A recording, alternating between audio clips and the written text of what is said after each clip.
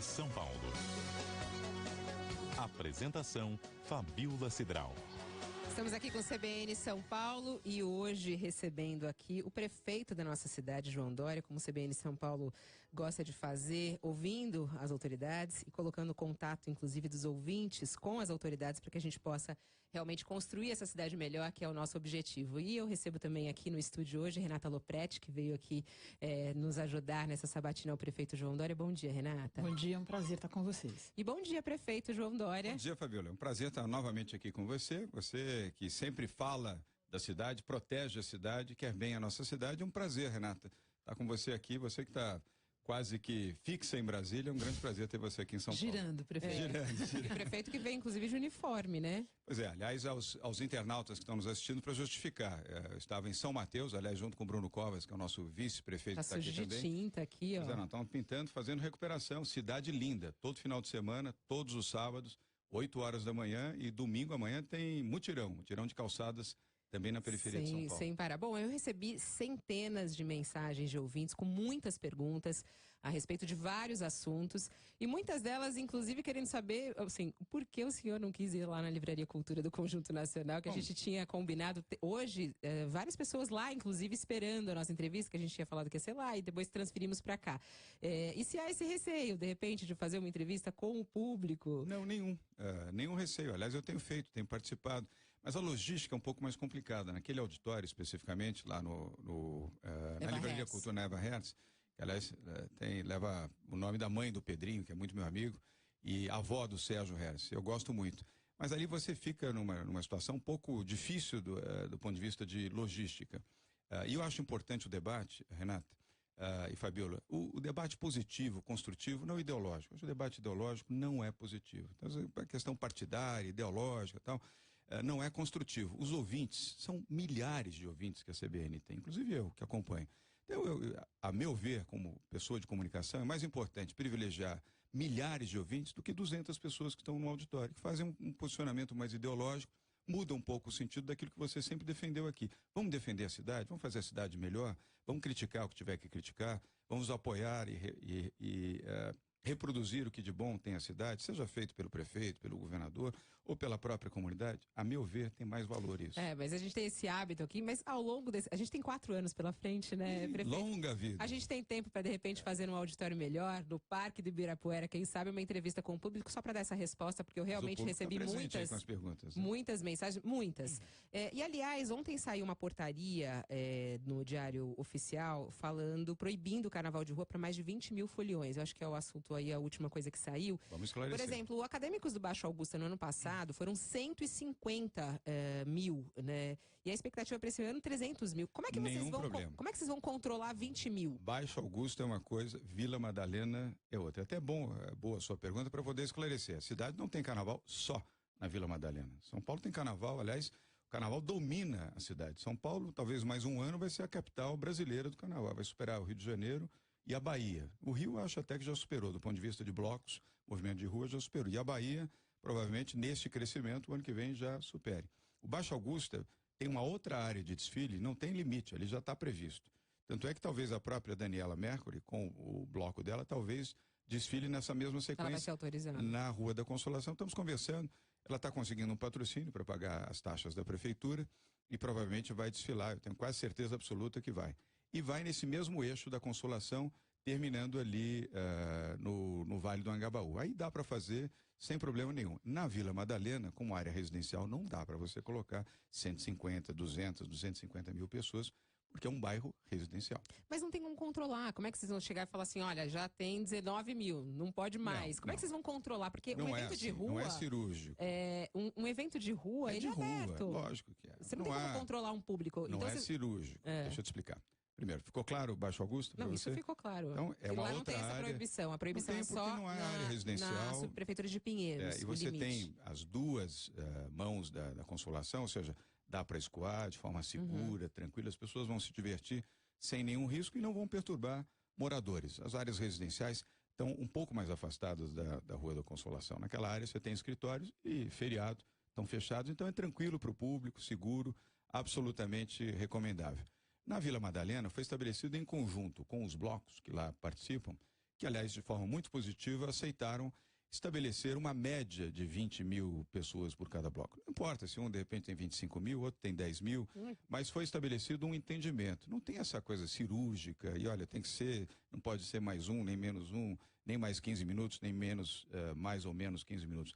Não é assim. Foi estabelecido um conjunto de regras feitos com estes blocos. Mas eu não entendi como é que vai controlar isso, entendeu, prefeito? Porque quando você faz um anúncio na internet, a gente faz eventos, o senhor sabe, você coloca lá, você não sabe quantas pessoas vão exatamente, tem um público estimado, Claro. mas não tem como, aí vai ter uma multa para esse bloco que de repente recebeu a mais. O Isso pessoal fica também um está pouco na levando muito a dúvida. ferro e fogo. Não pode, é carnaval, pessoal. Relaxa um pouco, não é assim também.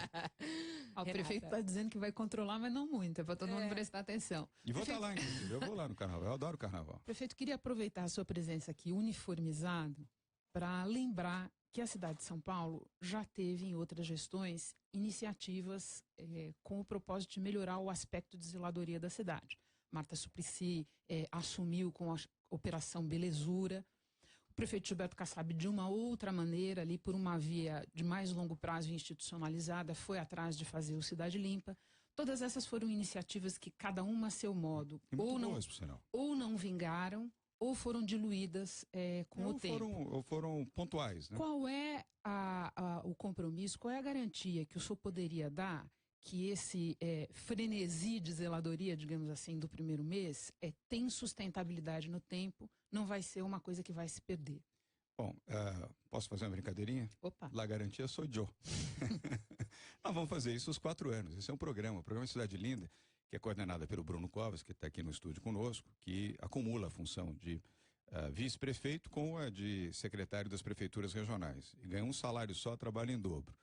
Nós vamos fazer esse programa o ano inteiro. Cidade Linda começou no primeiro dia da nossa gestão, ou seja, no dia 2 de janeiro, segunda-feira, 6 horas da manhã, e todos os finais de semana, sem exceção. Mesmo aqueles onde circunstancialmente o prefeito estará viajando, o Bruno vai conduzir. E mais do o Bruno que é isso, que não pode viajar, é isso, prefeito? Não, quando ele viajar, eu fico. Ele pode eventualmente viajar. Mas viagens só viagens como prefeito, né? Porque não vai tirar férias, nem folga, nem um dia. Não, a única exceção que eu tenho é o aniversário de 15 anos da minha filha, da Carolina, que eu quase não vejo. Eu prometi aproveitar um feriado, eu vou viajar no feriado com ela. Mas é o único, com ela, minha esposa e meus 2 filhos. Mas fora disso não tem mais feriado, não tem nada. Agora é cárcere privado. Os secretários já sabem, tem 3 aqui, 4 que estão aqui, já sabem que é regime de cárcere privado. Trabalho 16, 17 horas todo dia. Aliás, teve outro dia um jornal aqui de São Paulo que mandou checar, foi ver se eu realmente chegava cedo e se saía tarde. Acho que cansou o repórter, porque como eu chego 7h30 e saio meia-noite e meia, eu mandei ver se estava o repórter, oferece lá um cafezinho, um pão de queijo, já tinha ido embora. No 10h30, acho que o repórter cansou, foi embora. Mas, complementando a resposta, Renato, este é um programa que, além dos grandes eixos, como nós fizemos hoje na Zona Leste, em São Mateus, também as 32 prefeituras regionais da cidade fazem o Cidade Linda nas suas micro-regiões. Então, hoje, todas as prefeituras regionais estão trabalhando em regime de mutirão, com as suas estruturas, com apoio, inclusive, de comunidades locais, Associação Comercial, Rotary, Lions, associações pequenas, médias e grandes que também estão colaborando. É impressionante, Fabíola. As pessoas vão com a sua vassourinha, outra leva a sua flor, outra leva um vaso para ajudar. Estão mobilizando a cidade para que as pessoas possam expor e exercer o seu direito de cidadania de proteger São Paulo. Bom, nesse ponto, hoje o senhor foi para São Mateus, na periferia, né, na área mais periférica, não tão na região central, mas essa também foi uma pergunta que apareceu muito, tem a Berenice, tem o Cláudio que mandou mensagem aqui. Por que o senhor resolveu começar pelo centro, né, já que a periferia é tão abandonada e um dos grandes problemas da nossa cidade é realmente a desigualdade, e já que o senhor sempre fala que quer dar o foco para as pessoas menos favorecidas na cidade, por que não começar pelas áreas mais periféricas nesse projeto? E aí, emenda até o Cláudio Jesus, fala assim, será que Cidade Linda é realmente as fachadas pintadas, a rua varrida? Será que não poderia cuidar mais, de repente, até das ruas esburacadas? Ter um outro aspecto esse Cidade Linda? Pergunta do Cláudio Jesus, da Berenice e tantos outros nesse sentido. Olha, eu vou responder. Primeiro, tudo tem planejamento, tem estratégia para isso. O programa Cidade Linda é do centro para a periferia. Ele sai do eixo central e irradia para a periferia. O outro programa, entre muitos que nós estamos fazendo, chama-se Calçada Nova, no chamado Mutirão Mário Covas, ele vem da periferia para o centro. Amanhã, por exemplo, nós vamos estar, Bruno e eu estaremos 8 horas da manhã no Aricanduva, fazendo Zona Leste também, fazendo calçadas e já fizemos Zona Sul, já fizemos Zona Norte, já fizemos Zona Leste. Esse vai ser o 5º movimento nosso, vem da periferia para o centro. O Cidade Linda é do centro para a periferia. E volto a lembrar aquela resposta que eu dei a Renata agora há pouco. As 32 prefeituras regionais estão trabalhando e têm essa missão de trabalhar mas a questão é na periferia e em todas as áreas da cidade. Mas você precisa ter estratégia, você não pode deixar de ter uma estratégia. Do centro para a periferia, Cidade Linda. Calçada Nova, da periferia para o centro. A ação irradiadora do Cidade Linda está sendo realizada pelas 32 prefeituras regionais, na periferia, na Zona Sul, na Zona Leste da cidade, no extremo da Zona Norte, região Noroeste, que são as regiões mais fragilizadas da cidade de São Paulo. Quanto aos buracos, só para não ficar sem resposta, um ouvinte aqui da CBN. Esse é um outro programa, que é um programa de tapa-buraco. Nós estamos sofrendo, não é justificativa, mas é importante lembrar, são as mais violentas chuvas em São Paulo nos últimos 67 anos. Desde que, aliás, começaram a fazer a medição disso. Chuva em asfalto, como de resto em qualquer situação, fragiliza muito. Você tem um problema agravado com as chuvas. O esforço que o Bruno Covas está fazendo e as prefeituras regionais é muito grande para tapar buraco. Mas não dá conta, porque você tapa um buraco aqui, vem outro acolá e vai. Agora, a estrutura da cidade está sendo melhorada, nós estamos no nosso 33º dia, são 33 dias de gestão. Não dá para fazer milagre. Dá para fazer esforço, trabalho, dedicação, empenho. Milagre a gente não consegue fazer. É curioso. E nem promete. Milagre. Eu acho que são 35 dias de tanto trabalho e a cobrança dos ouvintes, já que está mostrando tanto trabalho, quer mais trabalho. Então vai ser cobrado na mesma agilidade que eu acho que o senhor vem demonstrando. Faz parte Agora, do jogo. Só para deixar bem claro, porque essa história dos buracos e as ruas esburacadas também foi aqui campeão de audiência. Sabe quantos buracos nós recebemos de presente? Eu não vou falar da gestão anterior. Até porque eu gosto do Fernando e tenho feito, aliás, fizemos uma transição muito tranquila, muito equilibrada, muito democrática. E, ademais, além de eu ter respeito por ele, de nada adianta você dizer, olha, foi lá no passado, tal, mas, de qualquer maneira, nós herdamos mais de 300 mil buracos para tapar. Você tem essa contagem? 300 mil buracos. Buracos. E quantos já foram tapados? Buracões. E quantos já foram tapados? Todo dia, provavelmente, em torno de 100 mil. Mas ainda tem mais 200 mil e mais os novos buracos que aparecem. Essa cidade é uma dimensão de um estado, né? A dimensão física de São Paulo é muito grande. Então é um grave problema da cidade. Agora, soluções para isso, além de tapa-buraco, é melhorar a qualidade do asfalto.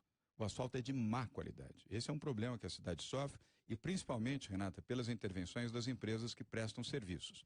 Sabesp, Eletropaulo e Comgás. Nenhuma acusação, até porque nós já chamamos os presidentes e as diretorias das 3 empresas e fizemos um entendimento com eles. Primeiro, onde fizer buraco, vai ter que restabelecer entre 50 a 100 metros de massa asfáltica. Não vai mais corrigir o buraquinho, porque aí você fica uma coxa de retalhos numa rua e numa avenida. Você tem, independentemente dos buracos, a trepidação. Você não consegue ter uma rua em São Paulo que você consiga andar 1 quilômetro sem calombo ou sem buraco. Calçada é a mesma coisa, que é outro tema que eu posso te responder. Mas que também para essas concessionárias também, né? Que fazem buracos. Que intervém também na calçada. Muito. E eu disse a eles o seguinte, o negócio de vocês não é asfalto. Então isso é terceirizado, só que ninguém fiscaliza, a prefeitura fiscaliza mal, a sua área de obras fiscaliza mal, vocês contratam, provavelmente pagam um valor caro para um serviço ruim. E fica a cidade toda retalhada com a intervenção da Comgás, da Sabesp, da Eletropaulo. Agora mudou. Eles vão ter que fazer de 50 a 100 metros, é a orientação que o Bruno já tem passado para todos os prefeitos regionais. Isso tem um custo adicional para eles, mas tem um benefício para a cidade também, porque a cidade é que alimenta mais de 50% de todo o movimento dessas 3 E eles toparam e vai ter... Toparam. Não muito felizes, mas toparam. Agora, isso, já conversando com outras gestões, é o problema da fiscalização. Faltam fiscais na cidade. O senhor vai aumentar fiscais para ver isso? Não precisa aumentar, eles precisam só trabalhar. Eles não estão trabalhando? Agora estão. E como é que cobra para eles trabalharem, então? O prefeito regional, as redes sociais, emissoras de rádio, a população, o grau de cobrança. Nós temos um projeto que a gente já lançou nas redes sociais que chama-se Olho Vivo. Ajudem a fiscalizar e ajudem a melhorar a cidade. Quantos fiscais existem para fiscalizar? Nós fizemos o número na prefeitura, não sei te dizer. Mas quero te dar uma informação... Mas dizem que é baixo, se não me engano, eram 300 fiscais, se não me engano, só na questão das calçadas. Tem um número baixíssimo para você fiscalizar essa cidade inteira. Fabíola, baixo ou alto, a cidade tem que funcionar bem. E a população fiscaliza. O que você apresenta aqui diariamente, e outros veículos de comunicação, mesmo o Bom Dia São Paulo, que eu assisto diariamente, e todos os nossos prefeitos regionais têm a obrigação de assistir, eles têm que acordar cedo e assistir o Bocardi. O CBN São Paulo também, 9h30 ao meio-dia. CBN, aí tem outras rádios também, tem mais 2 rádios que, como vocês, fazem um bom trabalho toda manhã. A televisão, e aí a TV Globo faz um trabalho excelente com o Globo News 24 horas, né? E Globo News 24 horas. Mas na questão mais da cidade, é um pouco menos a Globo News. Ele faz um trabalho excelente, mas é menos focado na cidade. Então você já tem um sistema, vamos dizer, de vigilância, de apontamento de problemas que ajudam você a corrigir, na medida do possível, o mais rápido diante do problema e do drama que muitas vezes se apresenta. Não adianta a gente contratar mais pessoas, isso não vai resolver. Nós temos que usar também tecnologia e usar o sistema de geolocalizadores para os problemas, e com isso você tem, exatamente como você está fazendo aqui agora, que você tem a sua tela, nela você tem uma capacidade de apresentação melhor da cidade, onde tem os seus problemas e onde tem outros dramas que não são apenas de buracos, né? Eu tenho outra pergunta sobre esse assunto da cobrança, do como cobrar. Boa parte das iniciativas desse seu primeiro mês de administração foram iniciativas bancadas ou fortemente apoiadas por empresas, prefeito. Até quando o setor privado vai se dispõe a assumir funções, ações do setor público sem exigir contrapartida? Ótima pergunta. Eu estou fazendo todo o possível para mostrar a essas empresas. Hoje são mais de 80 empresas já solidárias atuando em vários setores. Se precisar, depois a gente pode até nominar algumas delas. O que eu tenho dito a eles? Olha, sejam solidários com a cidade. São Paulo tem um orçamento limitado, nós não trabalhamos nesse orçamento, o orçamento foi feito pelo Fernando, aliás, nós não mexemos no orçamento, até em respeito ao esforço que ele fez para deixar o orçamento para a cidade, e nem discutimos se aqui e acolá tem algum tipo de problema, mas não tem dinheiro. Aliás, não é um tema de São Paulo. O Brasil inteiro sofre as consequências de uma recessão econômica muito forte, que é uma herança ruim dos governos Lula e governo Dilma. Mas essa é uma questão política. Como resolver isso? Eu tenho feito apelo e tenho dito a essas empresas, olha, sem nenhuma contrapartida, São Paulo é o maior mercado de consumo de tudo que vocês fazem. Em telefonia, em construção civil, em apartamentos, em produtos de consumo, em eletrodomésticos, em material de construção, acabamentos. Está na hora de vocês poderem devolver um pouco para essa cidade, com amor, com cidadania, aquilo que essa cidade, ao longo de tantas décadas, já ofereceu para vocês. Amanhã, quem sabe, a situação econômica mudando, a própria resposta da população, com uma situação melhor, vai responder consumindo mais os seus produtos, comprando mais automóveis, mais motocicletas, mais produtos de higiene e limpeza, e por aí vai. E as empresas estão respondendo bem. Não tive um não mas até agora. Só uma coisa, prefeito. Essas empresas, como é natural, têm seus interesses, alguns desses interesses conflitantes com o do poder público. Vou dar um exemplo. A empresa que vai reformar os banheiros do Parque do Ibirapuera tem lá uma pendência judicial com a prefeitura relativa ao Parque Augusta. Todo mundo conhece bem essa longa novela.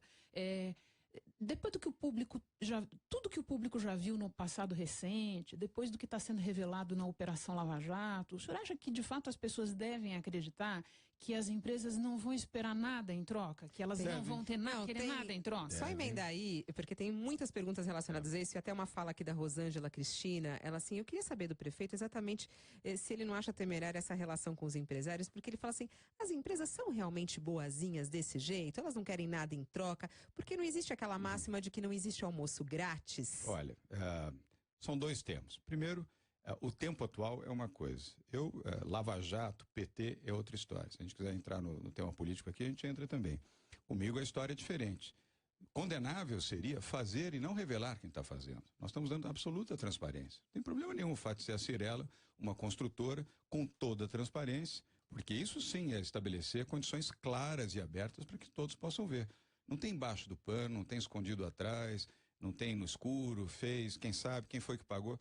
Absolutamente claro. Então, com a clareza, não há nenhuma dúvida do comportamento que a prefeitura tem que adotar. Seja a empresa com interesse ou sem interesse, quando ela faz, ela está bastante clarificada que é sem nenhuma contrapartida. Até o contrário, ela ficando exposta, ela sabe até que a situação dela pode ficar até pior diante dessa circunstância. Então não há isso. Mas o que alguns advogados falaram, e até cientistas políticos que nós ouvimos ao longo dessa semana, os prefeito... especialistas. Vocês adoram os especialistas. Eu adoro os especialistas também. Falaram que o nosso Corujão da Saúde não vai funcionar, mentira. Calma, que não é isso que ele falou. Programa, não, mas os especialistas de saúde... os advogados... Tem o nome de todos eles, né? Dizendo que isso não ia funcionar, balela, conversa fiada. E é o grande gol até agora da gestão. Um dos. Agora, não, em relação a isso ainda sobre essa parceria, prefeito, com as empresas... Vamos ver o que os especialistas disseram. Não, eles falaram que não é ilegal isso, porém, o que seria o ideal? Seria que isso ocorresse de uma transparência, o senhor fala de uma transparência... Tô falando. Deixa eu terminar, prefeito. Que de colocar isso à disposição, por exemplo, num site, a prefeitura procura parceiros para a reforma, isso deixar disponível para que outras empresas também possam concorrer. É o que está ocorrendo. As empresas estão, batendo na nossa porta. Não, o senhor tem agora ligado para as empresas e elas ligado. Não é algo também... público. Prefeito, como é que o senhor isso está no site da prefeitura. Como é que o senhor conta para nós? Como é que é a conversa? Como é que o senhor convence o empresário a doar? Convencendo. Eu liguei, por exemplo, convencendo. A gente quer saber isso. Vou pedir alguma ajuda. Você fabrica alguma coisa ou não? Notícias só. Então vamos trazer as notícias para o interesse da opinião pública, exatamente o que você faz. Fazer uma doação de notícias. Mas nós temos feito o seguinte, eu tenho telefonado, quando, por exemplo, Marginal Segura, até aqui o nosso secretário de transportes. Lançamos o programa Marginal Segura no dia 25. Ele falou, João, nós precisamos de mais automóveis para poder garantir uma segurança melhor e um atendimento mais rápido na Marginal Tietê e Pinheiros. Peguei o telefone, liguei para o Eduardo Souza Ramos, que é o presidente do conselho da Mitsubishi, falei, Eduardo, nós precisamos de veículos. Você se disporia a doar 20 veículos? Você fala com a Mitsubishi? Ele é um acionista, mas não é dono, a Mitsubishi é uma empresa japonesa. Para doar 10 veículos com guincho, a sua L200, que não é só doar o veículo, é doar o veículo adaptado, etc. Ele falou, você me dá 2 dias? Eu falei, lógico. 2 dias depois, ele me telefonou e disse, ok, consegui a doação dos 10 veículos. Já entregaram quantos, Sérgio? 1 veículo e tem mais 9 agora, porque eles são todos adaptados. Nós mostramos até a foto dos veículos. Custo zero, cada um custa cerca de R$120 mil com os guinchos e os equipamentos. Qual é o interesse da Mitsubishi? Nenhum. Foi o interesse de apoiar. E receber isso que eu estou fazendo agora aqui, falando o nome dela. Depois liguei para a Honda, porque ele também me disse, precisamos de motocicletas para atender melhor, mais rapidamente, serviços que exigem o uso da motocicleta e não do veículo. Aí liguei para a Honda, falei com o vice-presidente da Honda, disse, olha, se vocês puderem disponibilizar 20 motocicletas, 10 para o CET e 10 para a Guarda Civil Metropolitana, a cidade vai agradecer.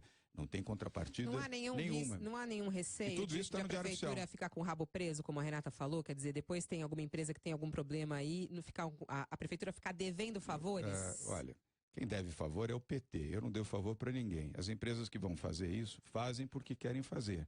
Não tem contrapartida nenhuma, zero.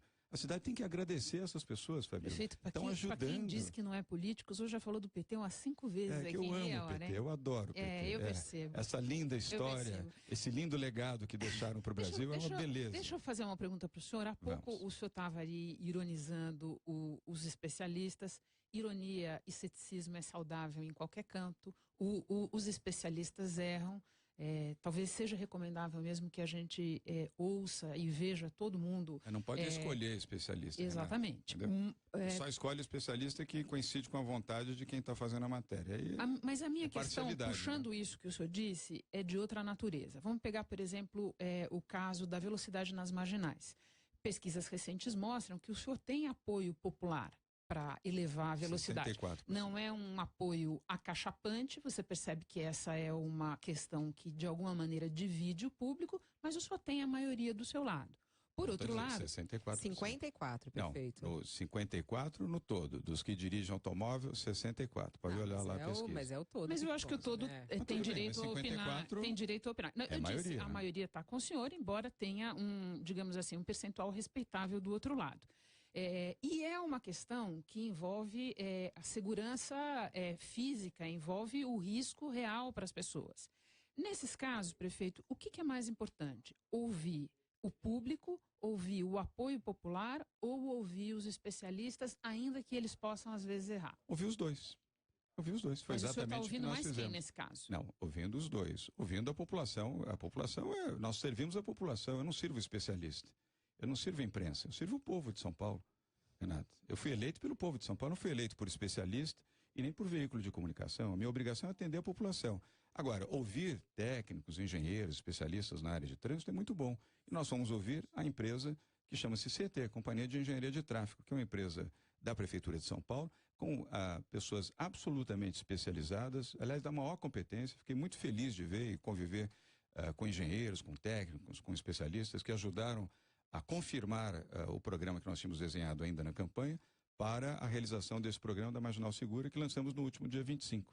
Até tem uma pergunta do Oded Grajev, da Rede Nossa São Paulo, que ele pergunta: se o número de acidentes aumentar na Marginal, o senhor vai voltar atrás e vai reduzir a velocidade mais uma vez? Não? Nós sempre temos. Eu não tenho compromisso com o erro, Fabíola, e nem posso ter. Eu sou prefeito da cidade, eu não posso ser um teimoso. Eu tenho que ter um compromisso de fazer as coisas caminharem bem, serem eficientes, serem produtivas, saber ouvir. Mesmo quando a crítica é injusta, você tem que saber ouvir também.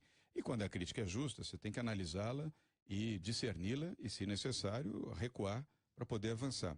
Até agora, os índices estão dentro da normalidade, funcionando muito bem. O programa Marginal Segura não é um programa só de requalificação de velocidade, é um amplo programa de sinalização, de educação, de readequação, de retirada de ambulantes que estão, infelizmente, diminuíram bastante, mas ainda existem alguns, você tem que tirar, porque as marginais Tietê e Pinheiros não são áreas para pedestres. Você não cruza a marginal porque você não tem que ir para lugar algum. A presença dessas pessoas gera risco nos atropelamentos, assim como as pessoas em situação de rua. A melhoria das lombofaixas, que são as faixas de cruzamento nas ruas transversais, já foram feitas várias dessas lombofaixas, são aquelas elevações que se fazem e permite que o automóvel diminua a velocidade e o pedestre possa cruzar com mais segurança. Ainda sobre isso, uma questão específica.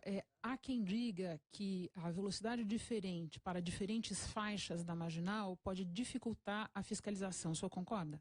Não, é perfeitamente possível, não só você utilizar de forma adequada as velocidades em faixas, nos Estados Unidos é assim, na Alemanha é assim, funciona muito bem. O que pode dificultar, isto sim, é a fiscalização de motocicletas. E nisso nós estamos utilizando o controle de velocidade com as pistolas, com agentes do CT, não mais com Guarda Civil Metropolitana, que essa está na rua para fazer a defesa do patrimônio da cidade e a defesa das pessoas também. Neste caso das motocicletas, nós estamos fazendo um acompanhamento, eu diria, mais específico, porque a maior parte, 80% dos acidentes da Marginal, Fabíola, são com motocicletas, infelizmente.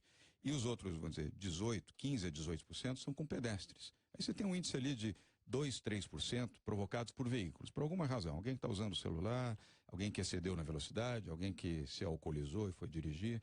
Então, o nosso maior desafio é melhorar a disciplina das motocicletas e evitar pedestres nas marginais. Com fiscalização e mudança, tá certo? Isso. A gente está recebendo aqui hoje o prefeito João Dória e também Renata Lopretti aqui nessa entrevista ao prefeito João Dória. São muitas mensagens que chegam aqui. A gente está tentando aqui unir os assuntos para que o prefeito possa realmente responder a muita coisa. Chegou uma pergunta aqui do André, já que ele falou sobre moto na saída aqui, ele falou assim: olha, eu sou motociclista há mais de 25 anos, eu gostaria de convidar o prefeito a dar uma voltinha de moto por São Paulo, já que ele gosta aí de utilizar uniformes e, por exemplo, ele está hoje de uniforme e tem outros ouvintes falando assim: por que ele também não começa a andar de ônibus, não utiliza o serviço de saúde? Vamos fazer, segunda-feira estaremos no ônibus, nós vamos, aliás, convidamos a CBN para ir conosco, inclusive, vamos pegar numa região bastante... de surpresa ou vai avisar? Não, surpresa. Se não prepara, não dá para... Eu não quero nada preparado. Eu tenho feito visitas surpresa em postos de saúde, escolas, creches, nas próprias prefeituras regionais. Então, na segunda-feira, vocês vão receber um aviso com 1 hora de antecedência. Agora tem que acordar cedo comigo, porque é 6 horas da manhã. Tem pergunta de ouvinte aí também? Wilson Agora, só para responder, André, tá topado o convite, tá? Então. Você me empresta o capacete, equipamento de segurança. Eu vou encaminhar para a prefeitura e e-mail dele. Pode, vambora, prefeito, para Fabíola poder partir para outro tema. O Wilson Júnior pergunta pelo Twitter se o senhor vai elevar a velocidade em outros pontos da cidade, além das marginais. Pergunta é boa, embora eu já tenha respondido, a pergunta do Wilson é boa. Não, as velocidades em todas as outras avenidas e ruas serão mantidas como estão. Bom, vamos entrar na polêmica aí dos últimos tempos, né? Grafite, pichação e tudo mais. 5 integrantes da Rede Sustentabilidade pediram em nome pessoal a vara da Fazenda Estadual que determine a suspensão imediata da remoção dos grafites e das pichações. Eles alegam que o senhor não tem competência para decidir o que é arte, o que não é arte. E a pergunta é, o senhor se sente credenciado para decidir o que é arte, o que é grafite, o que é pichação? Nem vou comentar esse tipo de colocação, porque é ridículo esse tipo de observação, né? Ridículo. Para ser assim, bem direto. Mas ridículo. Foi uma ação na justiça até. Bem, mas você acha que a justiça vai dar guarida a isso? Não, Só se a gente não confiar na justiça no Brasil. Uma bobajada dessa, imagina. Primeiro, nós não estamos removendo grafite, estamos removendo pichação.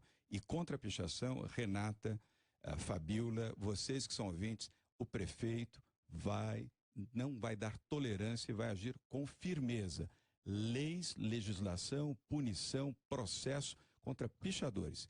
Grafiteiro não tem nada a ver com pichador. Grafiteiro e muralista é arte urbana, arte de rua, que eu respeito, a prefeitura respeita, o André Sturm, que é o nosso secretário de Cultura, respeito. Nós já abrimos um bom diálogo com eles, temos conversado com eles, e você vai ter aí novidades muito boas, a começar do MAR, que é o Museu de Arte de Rua. Nós vamos ter 5 grandes eixos, estamos escolhendo junto com os grafiteiros esses eixos. Provavelmente no final da semana que vem já estamos anunciando o primeiro eixo.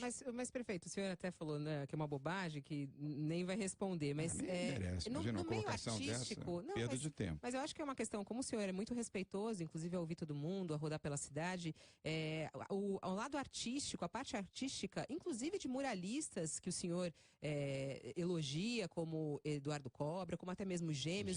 E outros grafiteiros estão muito chateados com a sua decisão e com a forma como essas coisas vêm acontecendo. E acredito que até alguns ouvintes, ouvindo muitos artistas, urbanistas, acham que a forma que o senhor partiu, declarando essa guerra, entre aspas, essa batalha com os pichadores...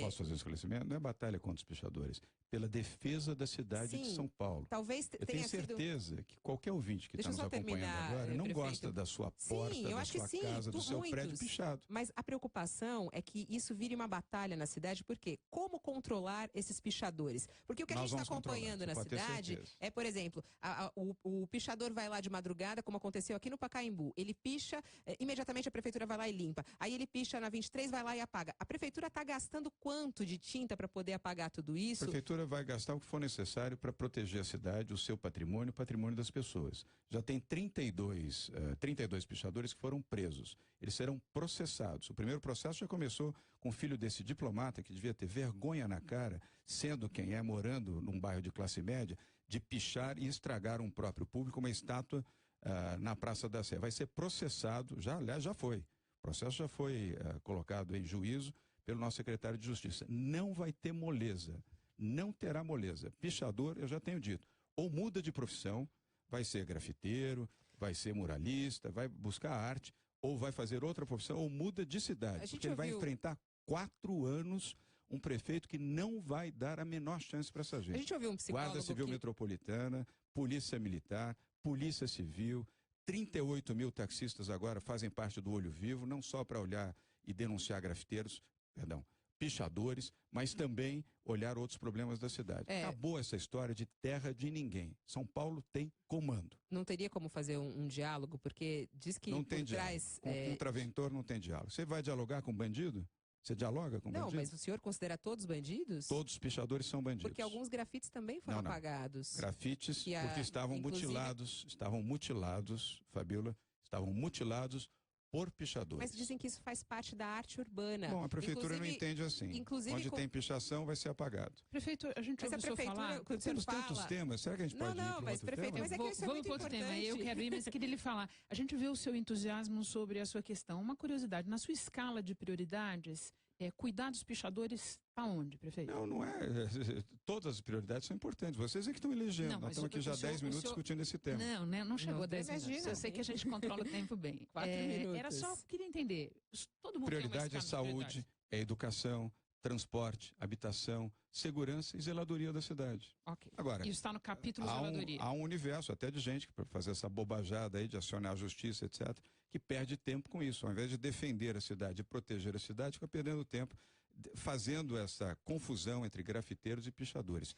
Pichadores são detratores e vão ser tratados como tal, são ilegais. Grafiteiros e muralistas são artistas que terão conversa, não tem conversa. Essa a conversa, falando ainda sobre essa a parte um pouco de arte urbana e tudo mais, tem uma questão que também é um pouco criticada e está sendo analisada, acho que não criticada, mas está sendo observada, que é a questão da ocupação do espaço público, né?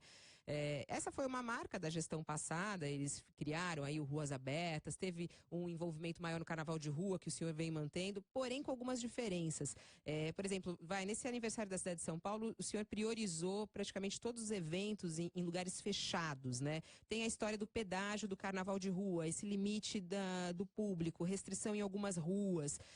Tem aí o fim do food truck na Paulista, tem uma notícia também de um fim de um parklet lá no Aricanduva. Tem uma mudança aí em relação a essa história da ocupação do espaço público? Como é que isso será dentro das suas prioridades? A resposta é assim, tem disciplina, tem ordem, tem que ser cumprido. Aqui não é terra de ninguém, isso aqui é uma cidade, tem ordenação, tem princípio, não dá para o sujeito fazer o que quer, a hora que quer, como quiser, e achar que isso está valendo.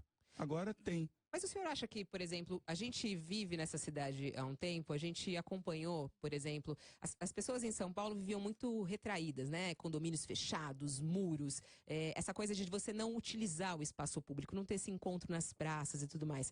Isso houve um ganho nos últimos anos para cá, inclusive, ganho. Mas eu acho que inclusive por pressão da sociedade. Mas isso é positivo. Mas dependendo dessas medidas que o senhor coloca, a gente não pode dar um passo atrás e na apropriação das pessoas pela cidade, porque eu acredito muito nesse conceito de cidade para as pessoas. E a ocupação do espaço público tem um poder muito grande disso. Fabiola, o espaço urbano deve ser espaço cidadão, as pessoas devem ocupar, mas tem ordem, tem disciplina. Você não pode fazer baile funk numa área residencial, porque o funk é uma expressão da sociedade e desrespeitar a lei do silêncio. Quando o senhor fala ordem, o senhor está querendo falar em licenças, fiscalização, claro, evidente. Definição de zonas. Evidente. Você não pode fazer o que você quiser, mesmo em nome desta liberdade. Eu defendi, aliás, aqui com você, quando você me entrevistou na campanha, que você me perguntou sobre a Paulista, eu falei, bom, medida boa. Você falou que não conhecia, gostou e resolveu manter. Aprovei e estamos incentivando, inclusive. Uma boa medida da gestão do Fernando, que a população adotou e está sendo protegida. E até falando sobre os food trucks, para esclarecer também, lá na Paulista, que eu gosto e vai continuar. Só que não pode 1, 2, 3, 4, 5, 6 food trucks ocuparem indefinidamente. Você tem que ter um rodízio do processo. É isso que estabelece a lei. E, aliás, a legislação colocada pelo Fernando e de maneira correta. Só que as empresas ficaram. Tem que trocar. O prefeito regional da Sé conversou conosco a respeito disso. Vamos mudar de assunto e falar sobre os remédios, porque esse também foi muito falado aqui pelos nossos ouvintes, centenas de mensagens a respeito disso, as pessoas extremamente preocupadas com o fim aí das farmácias, das unidades básicas de saúde, UBS, AMAS e CAPS, e também com o que vai acontecer com os funcionários. Vamos até ouvir uma pessoa que a gente entrevistou essa semana. Então, o temor do técnico é ficar desempregado e também que vai ser prejudicada a população, porque nem todas as periferias têm grandes drogarias, porque a assistência farmacêutica ela é bem ampla, não é só entregar medicamentos. Nós fazemos a dispensação de medicamentos, orientamos o paciente a forma de armazenamento, como ele tem que tomar, ainda tem os programas de TST, tabagismo, tuberculose, tudo isso é na farmácia, né, das unidades. Bom, só emendando a pergunta desse ouvinte, prefiro não se identificar, até porque ele é funcionário. Tem do Rogério, do Felipe, da Rose, muitas pessoas falando, e por que esse acordo apenas com grandes redes? A periferia será prejudicada, porque na periferia não há essas grandes redes. Realmente vai fechar as farmácias, as unidades básicas de saúde? Olha, Fabiano, nós estamos estudando, o secretário de saúde está aqui, depois até ele pode fazer uma entrevista específica para algum programa de vocês sobre este tema que é importante. Saúde é o principal problema da cidade, Renato. É o número 1, número 2 e número 3. Depois vem os outros problemas, mas é o problema mais grave da cidade de São Paulo. O principal nós estamos resolvendo, que é o programa do Corujão da Saúde, 456 mil pessoas esperando exames, foi a herança que nós recebemos.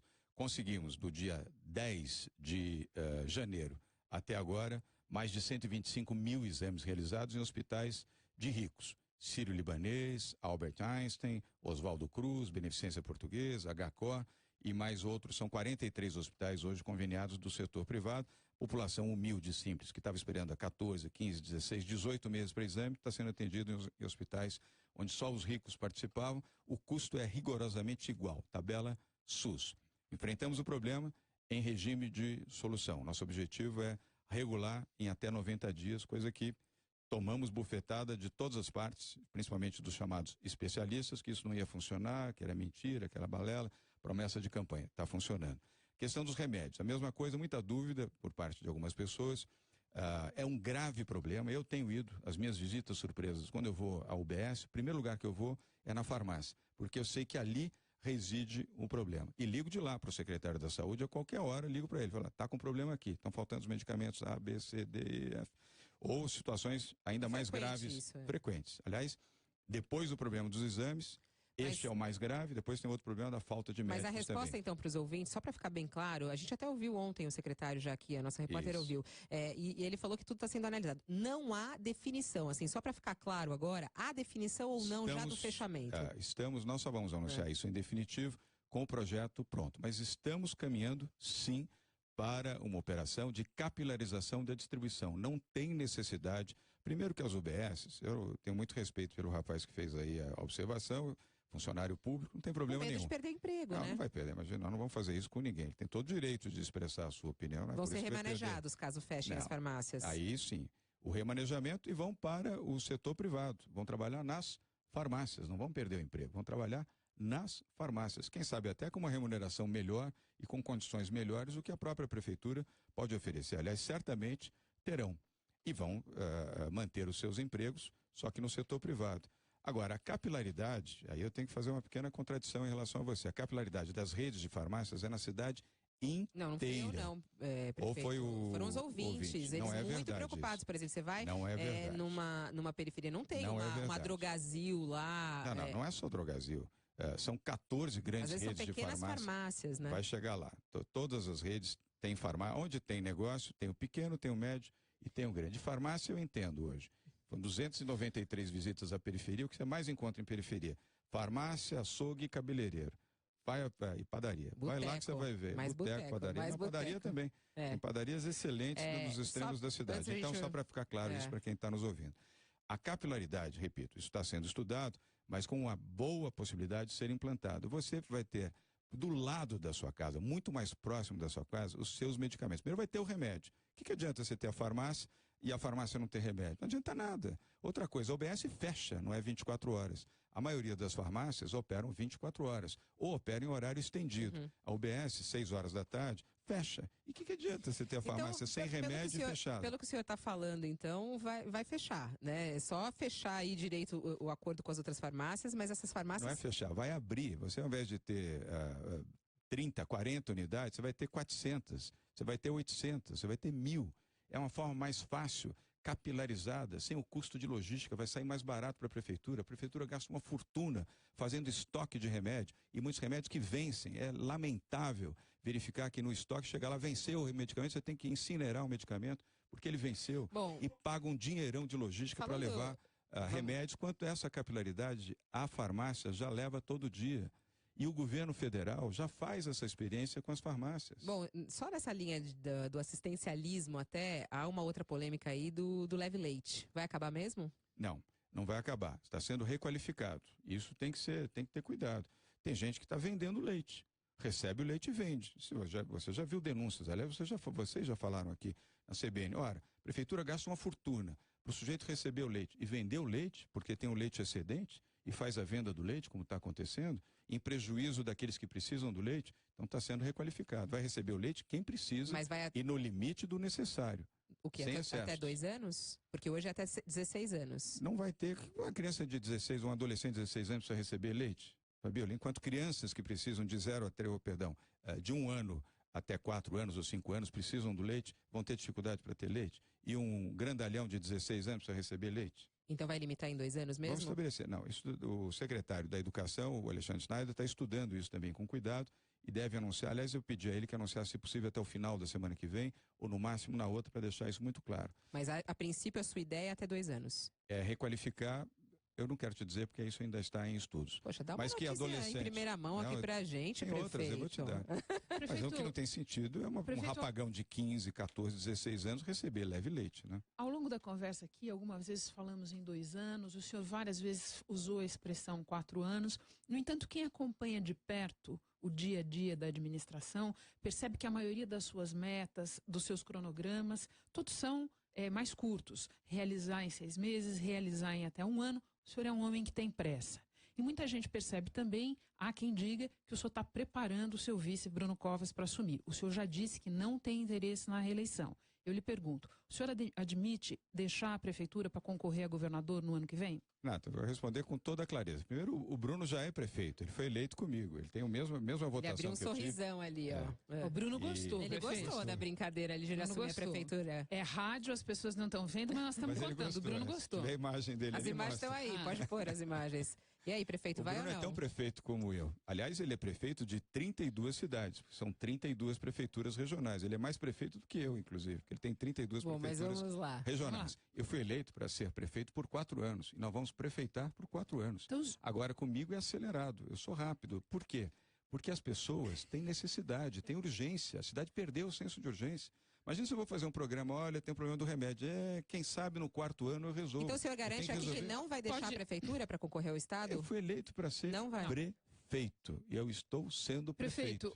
O senhor pode acelerar, o senhor é uma pessoa bastante assertiva, mas nós estamos pedindo uma resposta curtinha. O senhor admite deixar a prefeitura para concorrer a governador?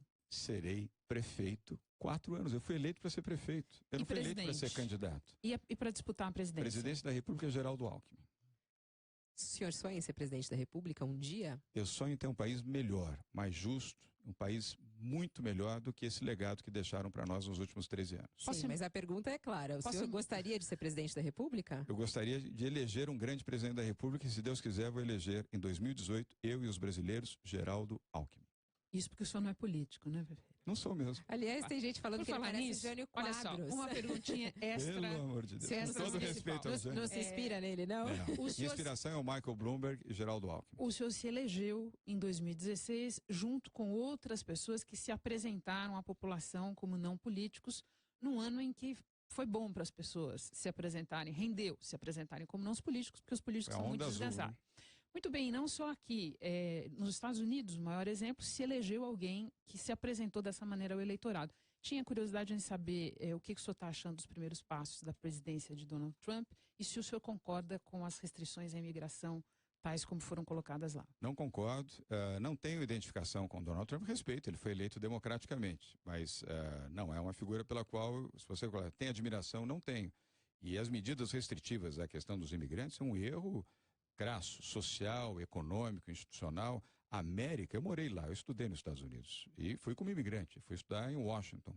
Sempre foi o país mais democrático do mundo, recebendo e dando oportunidade às pessoas, sempre com a disciplina americana, mas esse foi um dos grandes valores da democracia americana, que está perdendo. Essas medidas do Trump, eu espero até que ele possa compreender o tamanho do erro que ele está cometendo. A América foi construída com o trabalho, o esforço e o suor de imigrantes do mundo inteiro. Um grande equívoco que ele está cometendo. Quem morou nos Estados Unidos como eu, não sei se você teve a oportunidade de viver lá ou passar uma temporada, ou você, Fabíola, você sabe desses valores. Eu acho que o Trump exagerou na dose, evidentemente a proteção de fronteiras, os cuidados, principalmente em relação a potenciais ataques, etc. Eu considero isso natural, mas houve um exagero de medidas e a reação mundial é absolutamente sólida e razoável diante de uma medida tão drástica. E do ponto de vista de economia, acho também que certas medidas de confronto a políticas que o Barack Obama implantou podem representar também equívocos e ter um preço muito caro para a América, para os Estados Unidos. Prefeito, vamos fazer um jogo rápido aqui, que tem muitas questões, eu acho importante. Saiu uma decisão da Justiça mantendo a proibição do aumento da integração do ônibus. Se a Justiça mantiver isso, poderá vir aí um aumento da tarifa básica, da tarifa comum de R$ 3,80? Já houve uma outra medida. É tão rápido esse processo que já houve uma outra medida da Justiça liberando. Já houve, se você olhar isso, se você entrar, já tem essa outra medida. Não, mas não aqui na cidade de São Paulo, sim nos ônibus intermunicipais. Da capital paulista continua proibido. Mas ainda tem ainda está subjúdice. Tem mais uma medida judicial para ser. Tem várias, mas a pergunta é, se a Justiça mantiver isso, se for realmente proibido, o senhor pode ter que voltar atrás da sua promessa e aumentar a tarifa comum? Não, a tarifa vai continuar em R$ 3,80. Para ser bem claro, direto e objetivo. Nesse ano ou nos 4 anos? Não, 4 anos não. Aí seria uma responsabilidade fiscal, mas neste ano. Congelamento. Neste ano por quê? Tem uma razão para isso também, Renato. É um ano nós estamos vivendo um período de 3 anos de profunda recessão. 2.200.000 brasileiros estão desempregados na capital de São Paulo. 13 milhões de brasileiros desempregados no país. Não tem a menor possibilidade de você imaginar que com 2.200.000 pessoas desempregadas e outras cerca de 3 milhões de pessoas em subemprego, você aumente a tarifa de R$ 3,80 para R$ 4,40.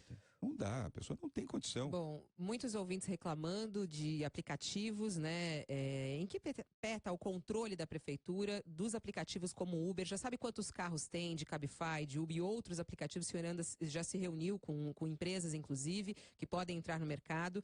Qual é o controle que a prefeitura tem disso? E mais, como a prefeitura faz a fiscalização? Tivemos um caso gravíssimo essa semana de um sequestro relâmpago.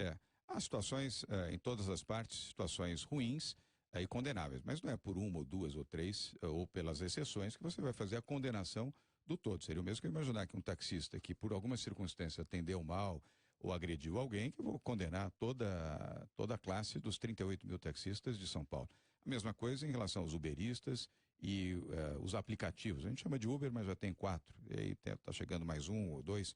É preciso ter cuidado. O que é importante é ter regulamentação adequada. Não pode o taxista ter toda a regulamentação e um ônus pesado de fiscalização e os aplicativos não terem. Então, o nosso secretário já foi instruído, o Sérgio Aveleda, que está aqui nos acompanhando, para estabelecer um programa de equidade, para permitir o trabalho. Essas pessoas são trabalhadores também, eles e elas, são muitas mulheres. Sabe também. Quantos carros tem? Porque essa era uma dúvida. Até a gestão passada não tinha conseguido essa informação de quantos carros nós temos hoje atuando. O secretário pode dizer... Sabe quantos carros, secretário? 50 mil do Uber. De todos os aplicativos, 50 mil. E dos táxis são entre 38 a 40 mil, porque tem também os cooperativados. Ontem até eles estiveram conosco, aliás, uma segunda conversa, muito boa, por sinal, muito serena e muito tranquila, como tem sido as nossas conversas. Vai ter alguma ajuda para o táxi? Eles reclamam de uma queda de 50% no movimento. O senhor pretende fazer alguma coisa para ajudá-los? A maior ajuda é a economia brasileira melhorar. A segunda é diminuir um pouco o peso das taxas que são impostas a eles, que são pesadas demais e influem no desempenho deles também. E vai ter Estamos queda? estudando, vamos. Eles fizeram ponderações em algumas das taxas, não quero anunciar agora, porque nós fizemos esse entendimento com a direção dos sindicatos. Mas o senhor já pode falar então que vai reduzir a taxa do táxi? Algumas serão reduzidas, sim. Uma notícia. Porque elas são injustas, elas são pesadas demais, pela mesma razão. Sentimento de desemprego, de alta inflação, de dificuldade econômica, não faz sentido você ter taxas que no passado talvez fossem justas, agora não são mais. Só nessa linha de carro, antes de passar para a Renata novamente, inspeção veicular, volta quando, como e onde? Estamos estudando. Eu não sou contra, aliás, eu disse isso para você aqui quando você me perguntou ainda na campanha. Nós estamos seguindo um pouco a trajetória do governo do Estado nessa linha. A única coisa que eu já disse é que nós não vamos cobrar pela inspeção veicular, ou seja, nós não vamos cobrar. Então esse assunto está em estudos, vamos caminhar isso junto com o governo do Estado de São Paulo e muito em breve, tendo uma decisão, nós vamos anunciar. Tá, mas não, por enquanto nada fechado. Não, nada fechado. O Estado é que está conduzindo esse processo. Prefeito, de volta ao seu desejo de ser visto como gestor e não como político. No entanto, no primeiro dia da sua administração, o senhor acabou por apoiar para a presidência da Câmara Municipal um representante do chamado Centrão local, o vereador Milton Leite, contra um candidato do seu próprio partido. O que há de novo na sua relação, na relação da prefeitura com o legislativo municipal? O senhor confia plenamente no vereador Milton Leite?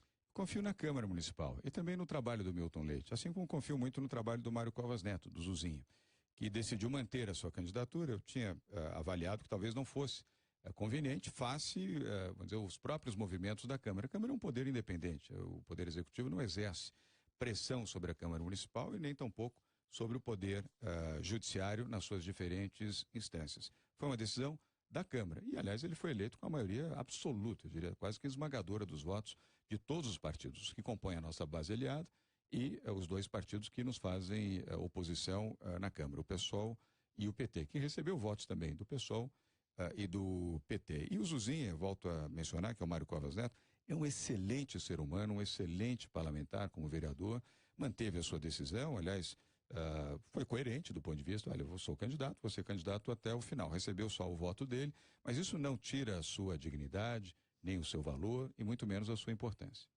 Bom, tem até uma questão aí relacionada ao presidente da Câmara, que ele falou a respeito da mudança da CEAGESP, né? O senhor é a favor da transferência? Totalmente a favor, já me manifestei a esse respeito. A CEAGESP não tem a menor condição de permanecer onde está. Tem muito respeito pelos permissionários que lá estão, mas não há a menor condição da CEAGESP continuar onde está. Ela tem que ir para uma área que desobstrua as marginais, o volume de caminhões, e permita, inclusive, o resgate dessa região. Essa região foi deteriorada, já temos ali uma Cracolândia, quantidade expressiva de pessoas em situação de rua, ratos, prostituição em torno do Ceasa. É uma degradação. Eu respeito muito, aliás, gosto, inclusive, do ambiente onde você tem as frutas, as verduras, as flores, etc.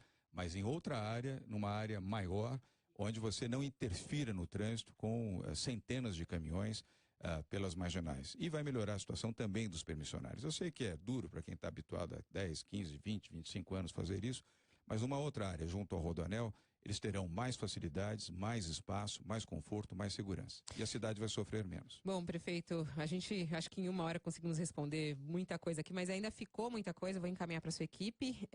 O senhor se compromete aí a responder para os nossos ouvintes as principais questões.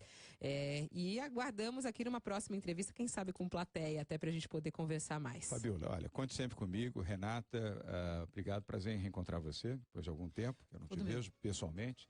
Respeito muito o seu trabalho. Fabiola, que eu acompanho cotidianamente aqui na CBN. Queria aproveitar para dar um abraço no Ricardo Gandu, que chega agora para dirigir todo o jornalismo do sistema Globo de rádio, um grande profissional, conheci lá no Estadão como diretor editorial, e toda a equipe técnica e os profissionais que nos acompanham diariamente. Aliás, senti falta de repórter hoje, primeira vez que não foi o repórter da CBN. A pauta estava concorrida hoje no dia de plantão, mas prefeito. senti falta. Até comentei com o Fábio Santos, poxa, cadê a CBN e não está aqui? E queria só terminar dizendo que eu fiquei muito feliz também com a notícia que a Mônica Bergamo, da Folha de São Paulo, deu hoje, onde eu não conheço essa pesquisa, onde a nossa gestão foi considerada boa, ótima por 48% das pessoas consultadas, regular por 27%, análise de pesquisa a Renata sabe fazer muito bem, e a mesma sondagem mostrou outras dois personagens importantes com uma condição bem abaixo. Eu fiquei feliz porque isso é a razão do nosso trabalho, é isso, é a população. É um comunicador. Muito obrigada, prefeito, por estar aqui. Prefeito João Dória participando conosco aqui do CBN São Paulo. Renata Lopretti, muito obrigada. Até a próxima. Eu que agradeço a vocês. Bom, e assim a gente termina o CBN São Paulo de hoje. Participaram conosco também Gabriela Gonçalves e Pascoal Júnior. Apresentação, Fabiola Cidral. Muito obrigada pela sua companhia, sua audiência. A gente se encontra segunda-feira às 9h30. Até lá.